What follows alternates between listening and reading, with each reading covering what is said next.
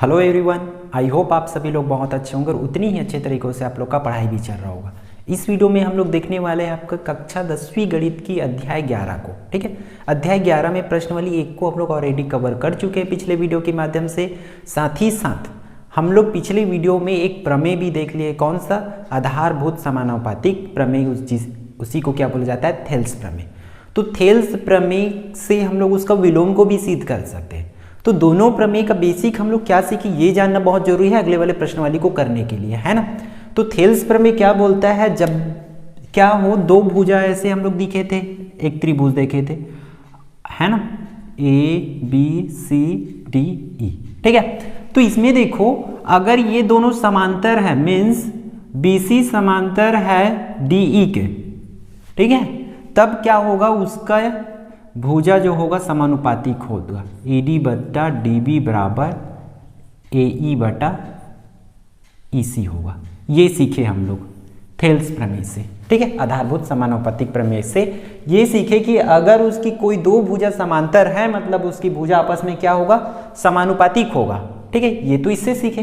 Thales प्रमेय के विलोम से जस्ट ऑपोजिट सीखेंगे। उसमें हम लोग का क्या दिया रहेगा, उसमें बोल देंगे कि समानुपातिक है भुजा तब उसकी दो रेखाएं आपस में समांतर है, दो भुजा समांतर है करके सिद्ध करना है ना। तो इससे हम लोग को ये सीखने को मिल रहा है कि अगर समांतर दिया रहेगा तब हम लोग बटा में ले सकते हैं, समानुपात में ले सकते हैं। उसी तरह अगर समानुपात में दिए रहेंगे तो हम लोग उसको समांतर भी ले सकते हैं। ठीक है, तो चलो स्टार्ट करते हैं आज का क्लास। प्रश्नावली 2 को देखते हैं हम लोग। प्रश्नावली 2 में प्रश्न पहला है। प्रश्न पहला है, एक वृत्ताकार मैदान की त्रिज्या 52 मीटर है। इस मैदान का नक्शा कागज पर बनाइए जिसमें पैमाना 13 मीटर 1 सेंटीमीटर हो। नक्शे में मैदान की त्रिज्या क्या होगी? ठीक है, दिया क्या है उसको लिख लेते हैं सबसे पहले। ठीक है, इसमें दो चीज दिया है। क्या क्या दिया है? वृत्ताकार हम लोग के में दिया है वृत्ताकार मैदान की त्रिज्या कितना दिया है? 52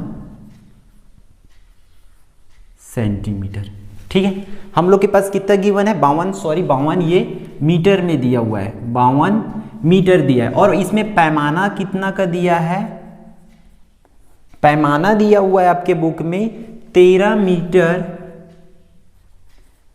अनुपात दिया हुआ है 1 सेंटीमीटर।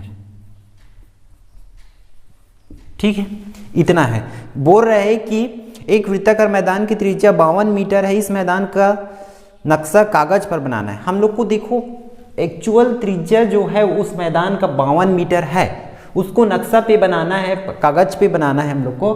तब हम लोग को क्या लेना है, उसमें पैमाना क्या लेना है? हर 13 मीटर को 1 सेंटीमीटर बनाएंगे उसमें, किसमें? नक्शे में। तब देखो इसका कैसा होगा, है ना। तो इसमें हम लोग क्या लिख सकते हैं, इसको ऐसा भी तो लिख सकते हैं, 13 मीटर बराबर कितना हो जाएगा? 1 सेंटीमीटर, है ना। अब मान के चलो मेरे को 1 मीटर का वैल्यू चाहिए, तो 1 मीटर का कितना हो जाएगा? 1 मीटर बराबर हो जाएगा ये 1/13 सेंटीमीटर। ठीक है, उसी तरह सेम क्या लेंगे, अगर मैं 52 मीटर का लिया तो 52 मीटर को कितना सेंटीमीटर होगा? 1/13 गुणित 52 करना पड़ेगा, है ना। अगर 52 का निकाल रहा हूं तो सेंटीमीटर, तब ये हो जाएगा 13 एकम 13, 13 चौक 52, मतलब 4 सेंटीमीटर। ठीक है, 52 मीटर को कितना सेंटीमीटर मानेंगे? 4 सेंटीमीटर। तो क्या लिखेंगे? अतः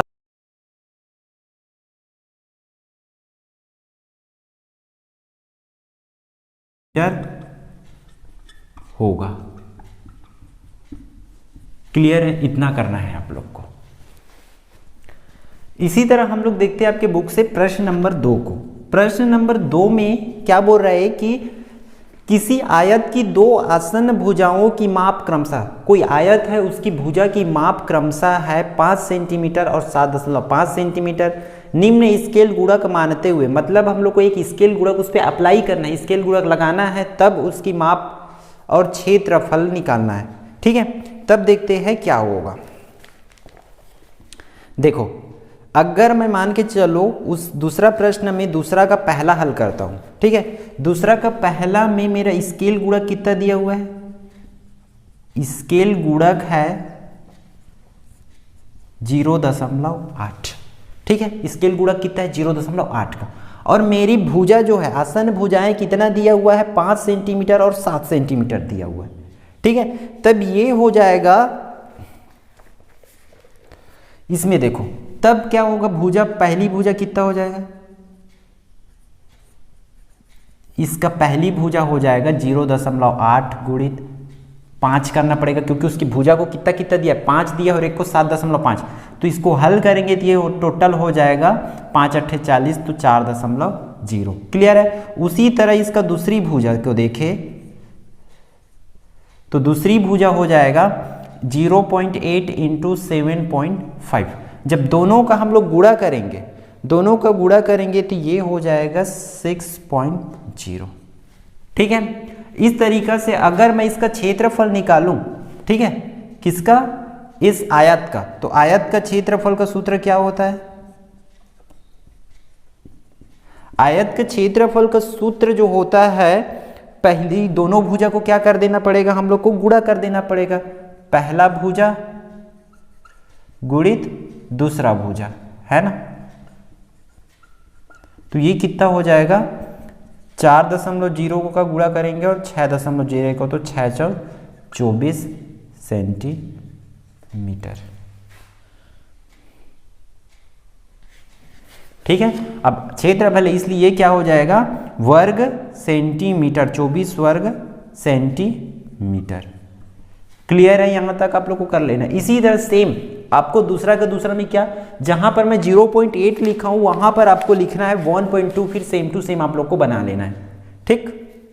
इसी तरह हम लोग क्या करते हैं, देखते हैं प्रश्न नंबर तीसरा को। प्रश्न नंबर तीसरा के लिए आप लोग को आकृति को देखना पड़ेगा, जैसे कि आप लोग बोर्ड पे देख पा रहे हो उस आकृति को, ठीक है। में क्या दिया, क्या क्या है दिया है, उसको लिख लेते सबसे पहले। दिया है MN समांतर है HT के, ठीक है।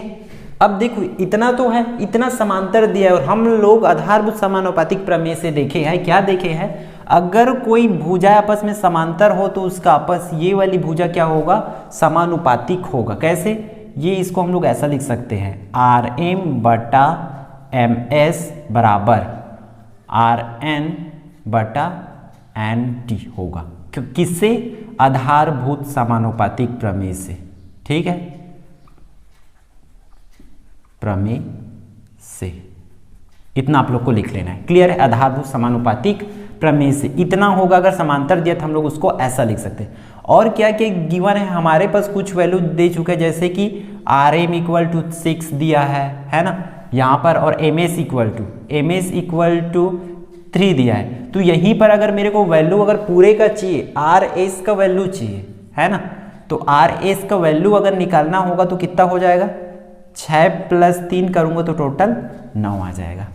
क्लियर है। अब देखो, है ना, अब क्या कर सकते हैं हम लोग, जितने भी प्रश्न इसमें बोले हैं उसको करके देखो। क्या क्या निकालने के लिए बोल रहे हैं हम लोग को, TN बटा NR इसका वैल्यू चाहिए। तो इसको हम लोग को देखो TN का वैल्यू चाहिए, ये TN का वैल्यू, यहाँ पर समानुपातिक है NT, तो MS का जितना वैल्यू होगा, यहाँ पर MS का जितना वैल्यू है उतना उसका भी होगा। TN तो 3/NR का वैल्यू चाहिए, N और R, तो NR किसके इक्वल होगा, RN किसके इक्वल है, RM के। तो RM का जितना वैल्यू है, RM का वैल्यू 6 है, तो यहाँ पर 6 होगा, 3 1 कम 3 और 3 दूनी 6, तो इसको हम लोग ऐसा लिख सकते हैं 1/2। उसी तरह इसका दूसरा देखते हैं। इसका दूसरा में बोल रहे हैं हम लोग को क्या निकालना है, TR अपॉन में NR निकालना है, ठीक है। TR देखो कहां पर है, ये T है और ये R है टोटल, तो TR जो है किसके इक्वल टू होगा, हम लोग को पता है TR है। देखो इसमें ऐसा लिख सकते हो, लिख लो आप लोग तब इजी होगा। RM जो होगा वो इसके इक्वल है RN के, ठीक है, और MS जो है NT की इक्वल है, और जो RS है वो इक्वल होगा RT का। क्लियर है, ये बेसिक्स इससे हम लोग को सीखने को मिलता है, इस वाले से, ठीक है, अनुपात में है तब, ठीक। अब देखो उसके हिसाब से हम लोग को टी आर का वैल्यू चाहिए, मतलब आर टी का वैल्यू चाहिए, तो आर एस का जितना वैल्यू होगा, आर एस का वैल्यू जितना होगा उतना टी आर का होगा। तो आर एस का वैल्यू 9 है तो इसको लिख दिया मैं 9, ठीक है। एन आर का वैल्यू चाहिए, कहाँ पर है एन आर, तो उसका वैल्यू चाहिए, तो एन आर किसके इक्वल टू होता है आर एम, और आर एम का वैल्यू है 6। इसको कटाएंगे तो 3 तिया 9 और 3 दूनी 6 होगा। क्लियर है। अगला देखते हैं थर्ड वन को। थर्ड क्वेश्चन इसी में है, क्या निकालना है हम लोग को, T N upon R T निकालना है, T N upon R T निकालना है। तो टी एन का वैल्यू देखो, यहाँ का वैल्यू कितना होगा, यहाँ पर 3 है तो यहाँ का वैल्यू भी कितना होगा 3 ही होगा, अपॉन में आर टी लेना है, पूरे का वैल्यू चाहिए तो पूरे के वैल्यू के लिए इसको जोड़ देंगे तो ये हो जाएगा 9, तो 3 एक कम 3 और 3 तिया 9, तो यही बनेगा कंप्लीट इसका आंसर। क्लियर है। अब अगला प्रश्न देखते हैं, प्रश्न नंबर 4 को। आधारभूत समानुपातिक प्रमेय का उपयोग करते हुए सिद्ध कीजिए कि त्रिभुज की एक भुजा के मध्य बिंदु से होकर दूसरी भुजा के समांतर खींची गई रेखा तीसरी भुजा को समद्विभाजित करता है। ठीक है, और पढ़ो एक बार। एक त्रिभुज के, तो सबसे पहले एक त्रिभुज बना लो आप लोग। त्रिभुज जब तक नहीं बनाओगे तब तक नहीं बनने वाला है ना। त्रिभुज बना लिया, ठीक, नाम भी दे देता है इसके, दे देते हैं ABC बना। एक त्रिभुज के मध्य बिंदु से एक भुजा के, कोई सा भी एक भुजा मान के चलो, मैं ये वाला भुजा के लेता हूं, इसके मध्य बिंदु से, ठीक है, मध्य बिंदु से होकर दूसरी भुजा के समांतर, इसके मध्य, इसका मध्य लिया और इसके समांतर एक मैं क्या खींचता हूं, रेखा खींचता हूं। तब क्या करता है, रेखा खींची तो तीसरी भुजा को समद्विभाजित करता है। तब हम लोग को सिद्ध करना है कि एक भुजा के मैं मध्य बिंदु लिया और दूसरा का समांतर लेकर के एक रेखा खींचा, तब ये इन दोनों को भी बराबर भाग में बांटता है करके हम लोग को सिद्ध करना है। ठीक है, देखो दिया क्या क्या है इस वाले के लिए। दिया है त्रिभुज ABC में, ठीक है, मैं इसको कुछ नेमिंग दे देता हूं, D और E दे देता हूं। त्रिभुज ABC में क्या है, जो BC है समांतर है किसके, DE का। यही है, समांतर लेने के लिए बोला है ना, किसी एक भुजा के मध्य बिंदु से दूसरी भुजा के समांतर, तो ये दोनों के समांतर होगा ना, इसलिए मैं समांतर। और क्या दिया हुआ है इसमें, ये दिया है इसके मध्य बिंदु बोला है, मीन्स AD बराबर होगा DB। ठीक है, क्योंकि ये दोनों बराबर होगा, मध्य बिंदु से काटे, इसलिए इतना बस दिए हम लोग को, और बाकी सिद्ध क्या करना है कि ये दोनों भी आपस में बराबर होगा। तब देखो, ठीक है, त्रिभुज ABC में, ठीक है, त्रिभुज ABC में BC समांतर है DE, तब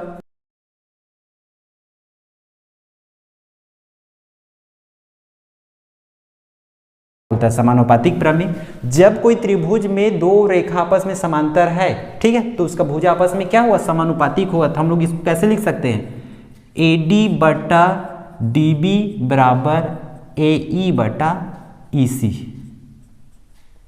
ठीक है, AE बटा EC लिख सकते हैं। क्लियर यहाँ तक, ये कैसे, मैं इसको बटा में इसको और इसके बटा में इसको लिया है ना। अब देखो यहाँ पर हम लोग क्या कर सकते हैं, इसके हिसाब से मैं AD को क्या लिख सकता हूँ, DB, या DB को AD लिख सकता हूँ, क्योंकि ये दोनों बराबर है। तो मैं इसको लिख सकता हूँ AD, और इस DB को, DB की जगह मैं क्या लिख सकता हूँ, AD। क्लियर है, बराबर AE बटा EC। ठीक है, ये दोनों आपस में कटेगा तो बचेगा 1, और AE बटा हो जाएगा EC, फिर इसका तिर्यक गुणा करेंगे इसका इसके साथ, तो हो जाएगा EC बटा AE। और यही हम लोग को क्या करना था, सिद्ध करना था, सिद्ध हुआ। ठीक है, क्योंकि दोनों को देखो बराबर आ गए ना, दोनों को भी बराबर भाग में बांट रहे करके यही सिद्ध हुआ। इतना ही आप लोग को लिखना है, और ये एक इंपॉर्टेंट क्वेश्चन भी है। ठीक है, अब हम लोग देखते हैं अगला क्वेश्चन, क्वेश्चन नंबर 5 को। इसमें दिया है कि आकृति ऑलरेडी मैं ड्रॉ कर चुका हूं आप लोग के में। ठीक है, इसमें है DF समांतर है AE और DE समांतर है AC, दो चीज दे चुका है। तब हम लोग को सिद्ध करना है इतना। ठीक है, तब देखो इसको हम लोग कैसे लिख सकते हैं, देखो है ना, दिया है,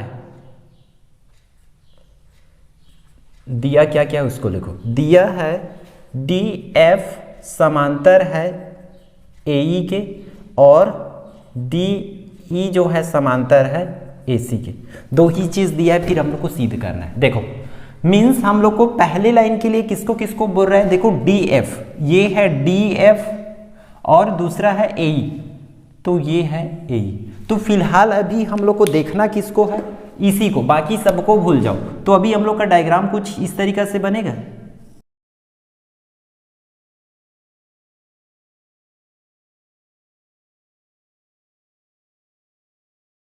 ठीक है, तो देखो अभी हम लोग का डायग्राम कुछ इस तरीका से बनेगा। क्या AB है, जैसे इतना लिया हूं जितना हम लोग को समांतर है बोल दिए। पहले के लिए DF समांतर है AE, तो ये DF हुआ और ये AE हुआ, दोनों समांतर है, तो सिर्फ हम लोग का डायग्राम इतना को लेना है अभी फिलहाल पहले का राउंड के लिए। ठीक है, इतना समांतर है। तो देखो इसको, इस डायग्राम को आप लोग ऐसे उठाओगे तो कुछ इस तरीके से बनेगा। अगर खड़ा कर देंगे तो कैसे, B ऊपर जाएगा, ये D हुआ, ये A हुआ और ये E हुआ और ये F हुआ। देखो मैं ऐसा इसलिए क्यों, क्योंकि अब यहां समझ आएगा।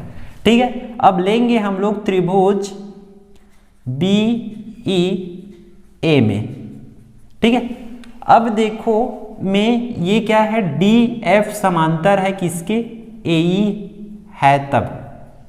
ठीक है, तब क्या हो जाएगा उसमें, देखो इसी त्रिभुज के बारे में बात हो रहा है ना, BEA, इसमें जो DF है समांतर किसके, AE के।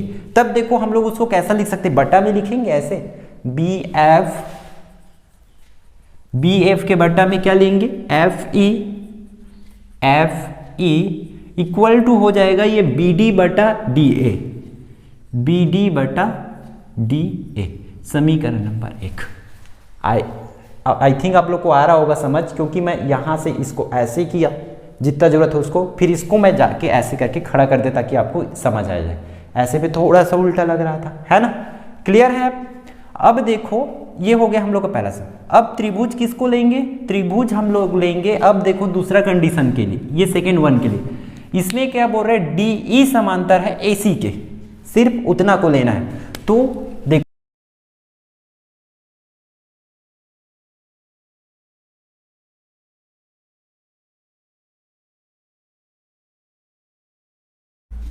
ठीक है, तो देखो इसी डायग्राम त्रिभुज के बारे में बात हो रहा है, इसमें हम लोग का जो DE है समांतर है, बोल रहे DE, ये है डायग्राम, है ना।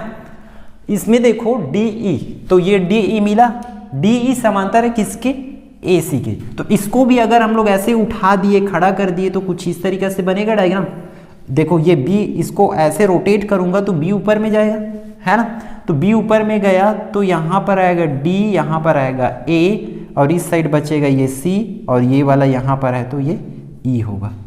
क्लियर है। वैसे आप लोग को डायग्राम इतना सारा नहीं बनाना, एक ही डायग्राम में मैं समझाने के लिए आप लोग को ऐसा बना रहा हूँ ताकि आपको इजी लगे। ऐसा डायग्राम इजी लगता है ना, इसलिए। ठीक है, तो देखो उसमें त्रिभुज का नाम क्या रखेंगे, BCA में क्या है, DE समांतर है किसके, AC का। ठीक है, तब हम लोग को क्या लेना है, आधारभूत समानुपातिक प्रमेय से ना क्या हो जाएगा, BE के बटा में लेंगे EC बराबर BD बटा में हो जाएगा DA, समीकरण नंबर 2।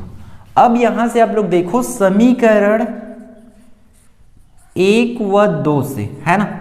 अब देखो इसमें दोनों समीकरण को ध्यान से, इसका देखो राइट हैंड साइड दोनों का बराबर है, BD बटा DA, BD बटा DA, तब उसका लेफ्ट हैंड साइड भी आपस में क्या होगा, बराबर होगा। तो इसको हम लोग ऐसा लिख सकते हैं, BF upon FE equal to BE upon EC लिखेंगे। ठीक है, और यही हम लोग को क्या करना था, सिद्ध करना था, तो लिखेंगे सिद्ध हुआ। ठीक है, ठीक है। इसको एक चीज और कर सकते हैं आप लोग, इसको लिखोगे इन सब में आधारभूत, तब आधारभूत समानुपातिक प्रमेय से, इसमें भी लिखना तब के बाद आधारभूत समानुपातिक प्रमेय से। क्लियर है, आ गए इतना जितना सिद्ध करना था। ठीक, आई होप आज की ये क्लास अच्छी रही होगी आपके लिए, आपको समझ आया होगा। तो यदि आप चैनल पे नए तो चैनल को सब्सक्राइब जरूर करें, जिससे हमें भी मोटिवेशनल मिलते रहे और आपको भी एक यूजफुल कंटेंट का बेनिफिट मिलते रहे। ठीक है, मिलते हैं अगले वीडियो पे।